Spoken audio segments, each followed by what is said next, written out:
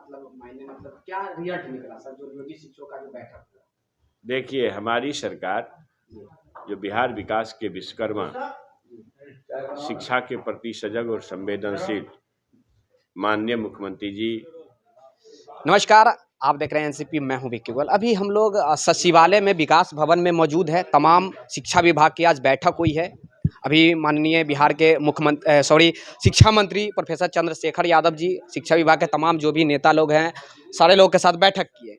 अभी शिक्षा मंत्री का पर्सनली हम बाइट भी लिए हैं, आप लोग देखेंगे। उससे पहले हम लोग शिक्षक नेता से भी कुछ जानने का प्रयास करते हैं कि भैया इन लोग का बात क्या हुआ है। आपका नाम क्या हुआ सर?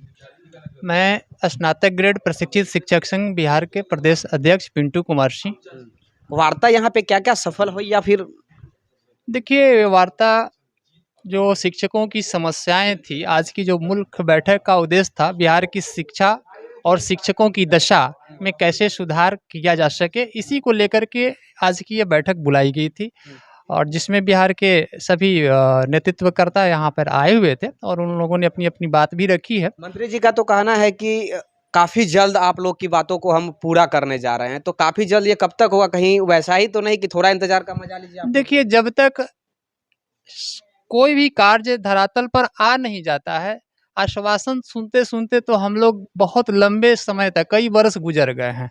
नियमावली 2012 में जो अस्तित्व में आई, आज तक उसका अनुपालन नहीं किया गया। आप कल्पना कर सकते हैं कि 12 की नियमावली और आज ये 2022 चल रही है, इतने लंबे समय में नहीं बनी। फिर इसके बाद 2020 की नियमावली अस्तित्व में आई, उसका भी अनुपालन नहीं किया गया। स्थानांतरण नीति जो सरकार ने बहुत पूर्व बनाई, जिसमें महिलाओं और दिव्यांग के लिए ऐच्छिक स्थानांतरण की व्यवस्था की गई थी, पुरुष के लिए म्यूचुअल की व्यवस्था थी, उसका भी अनुपालन नहीं किया गया। और 12 और 20 की नियमावली में दोनों में स्पष्ट रूप से प्रावधान था कि बेसिक ग्रेड, ये स्नातक ग्रेड के जो शिक्षक हैं जिनकी 5 साल की सेवा पूरी हो गई है, उनको प्रधानाध्यापक ग्रेड में प्रोन्नति दे दी जाएगी। लेकिन आज तक प्रोन्नति नहीं दी गई है, जिसकी वजह से पूरे मध्य विद्यालय की स्थिति जो है दयनीय होती जा रही है। सभी विद्यालय प्रभारी के आधार पर चलाया जा रहा है और प्रभारी का विद्यालय में क्या अहमियत है, किसी से छुपा नहीं है। सेटिस्फाइड आज के जो बैठक हुई उससे आप लोग संतुष्ट हैं या नहीं, कि सिर्फ खाना पूर्ति के लिए किया गया कि भैया हम बैठक भी करते हैं? देखिए, इस आज की बैठक जो थी, सभी नेतृत्वकर्ताओं को अपनी बात रखने का मौका नहीं दिया गया। यह पूर्णतः गलत परंपरा की मौका नहीं दिया गया, बात बिल्कुल नहीं, बिल्कुल नहीं। आप कहाँ से? हम यही स्नातक शिक्षक ही है। चलिए, और लोग आप कहाँ से हैं सर? हम सारण छपरा से हैं। आप भी शिक्षक ही हैं, शिक्षक नेता हैं जी। शिक्षक संघ बिहार के प्रदेश कोषाध्यक्ष हुए। मेरा नाम राकेश कुमार सिंह हुआ जी। पिछले 3 दिनों से माननीय शिक्षा मंत्री जी अलग अलग संगठनों से, तो शिक्षा विभाग के जो भी आप लोग के जो नेता हैं, जो भी वरिष्ठ नेता लोग हैं, सारे लोग उपस्थित रहे, शिक्षा मंत्री उपस्थित रहे। शिक्षा मंत्री कौन है? तो शिक्षक ही शिक्षा मंत्री हैं। तब आप लोग की वार्ता अभी तक सफल क्यों नहीं हुई? देखिए, जब तक वो धरातल पर नहीं आ रहा है, आश्वासन से हमें कार्य नहीं चलने वाला है। बोला गया है, अच्छी बात है, हम लोग भी उम्मीद कर रहे हैं, कुछ दिन तक इंतजार जरूर करेंगे कि ये जो चीज़ कही गई है उसको अमल में लाया जाए, और उस आशा और उम्मीद पर हम लोग जरूर कायम रहेंगे और समय का इंतजार कर रहे हैं। और उम्मीद है कि जो कह रहे हैं माननीय मंत्री जी। आप कहाँ से हैं सर?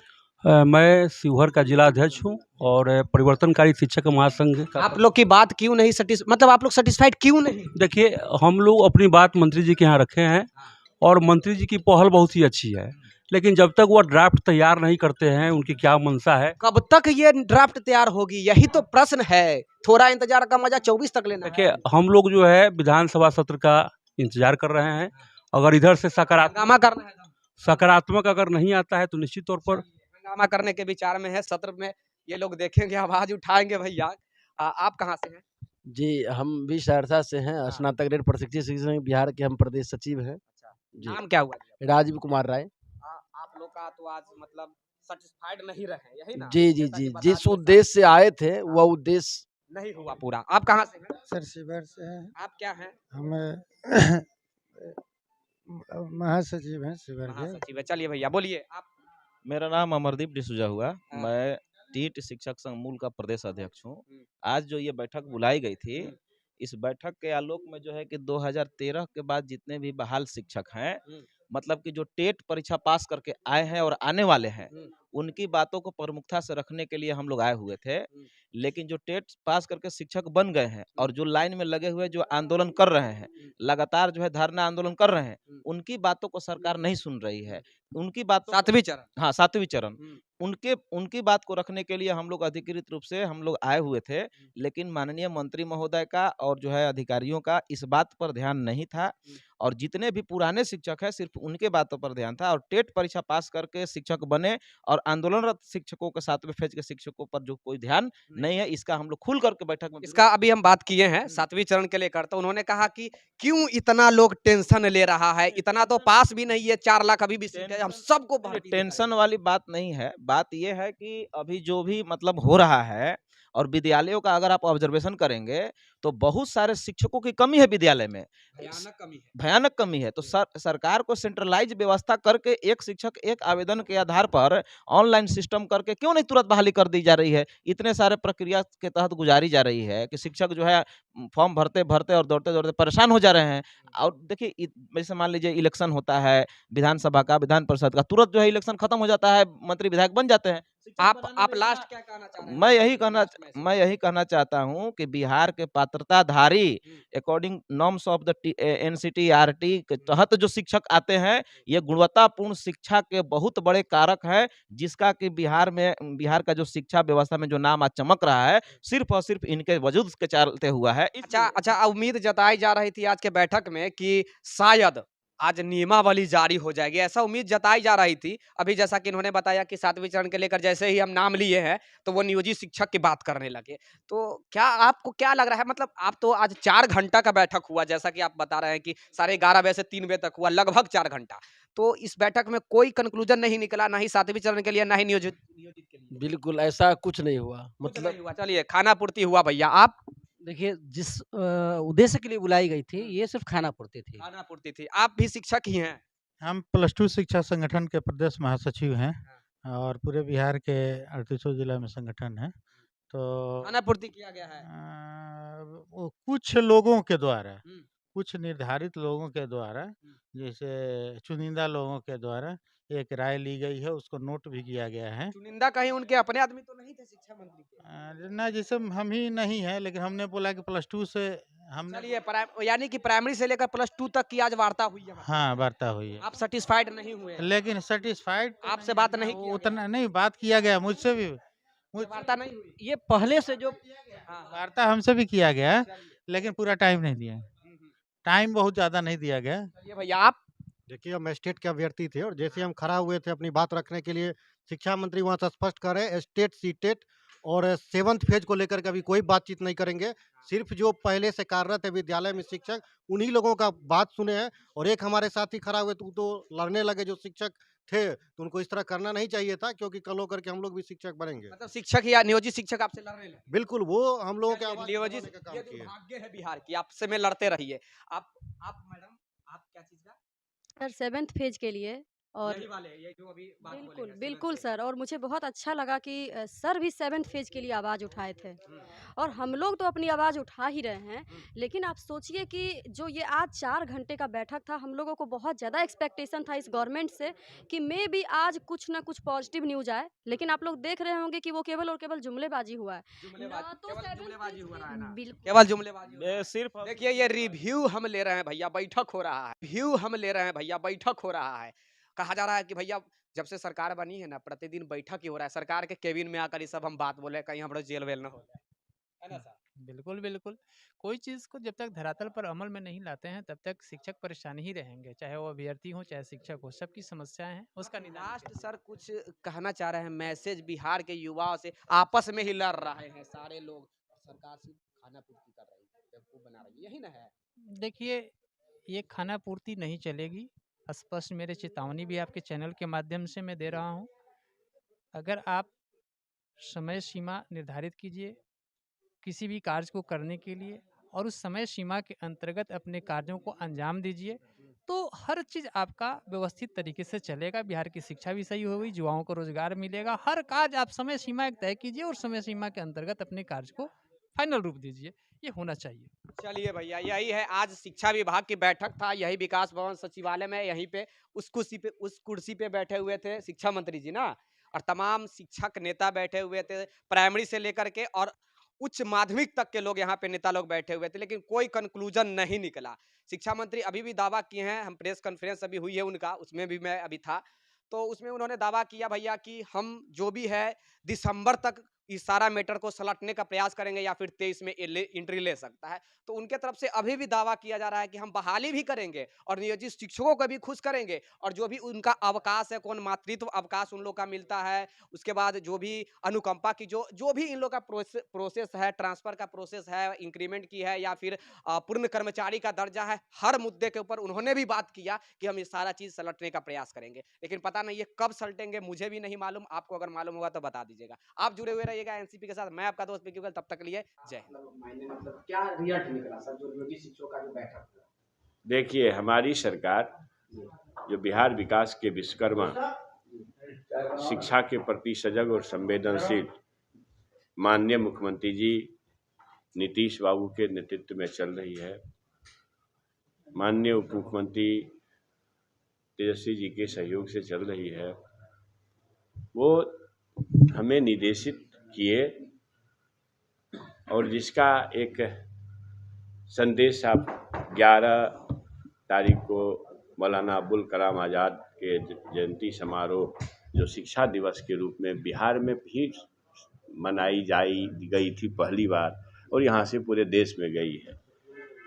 तो बिहार तो नज़ीर पेश करने का जगह है। पोशाक राशि योजना, साइकिल राशि योजना, प्रोत्साहन राशि योजना, ये माननीय नीतीश बाबू के द्वारा पहले बिहार में ही आया और फिर देश भर के लोगों ने इसका अनुकरण किया। तो अनुकरणीय हमारे सरकार का पहल है।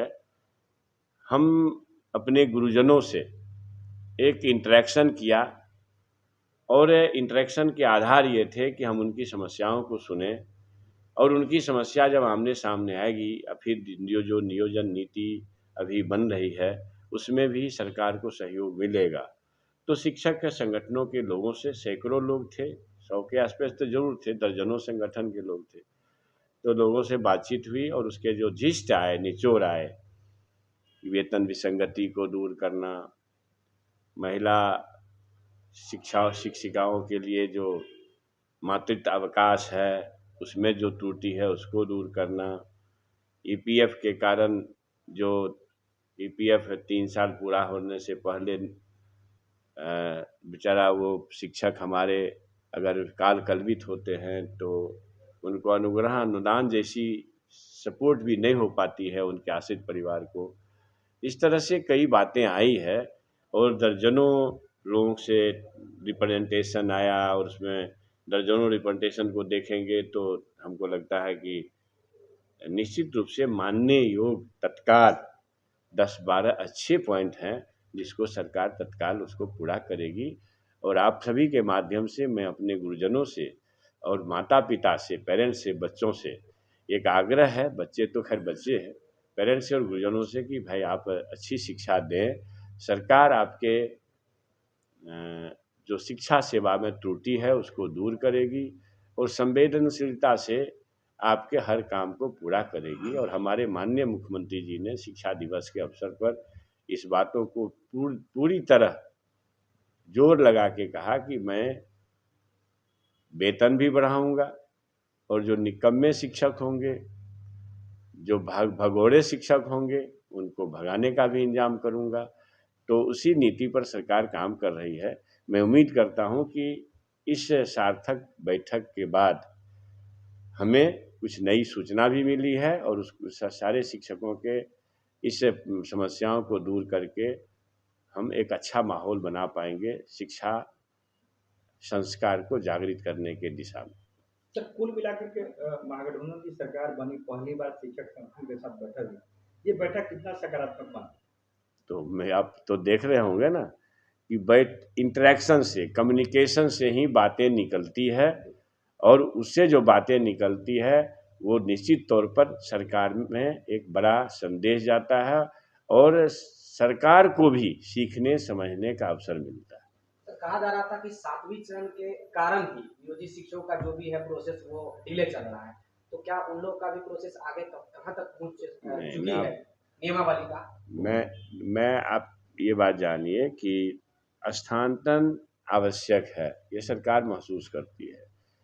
हमारे माननीय मुख्यमंत्री जी का घोषणा भी है महिलाओं के लिए, मैंने उसके बाद दिव्यांगों के लिए और उसमें ज़रूरतमंदों के लिए स्थानांतरण नीति होनी चाहिए। सरकार उसके पक्ष में है और हमारा जो नियोजन होना है ना, नियोजन निश्चित रूप से होगा। हम बार बार कह रहे हैं, हमारे नेता लोग कह रहे हैं कि जहां लाखों बहालियां होनी है, अब तुम भाई 4 साल 3 साल से प्रतीक्षा कर रहे हो, स्वाभाविक है तुम्हारी चिंता।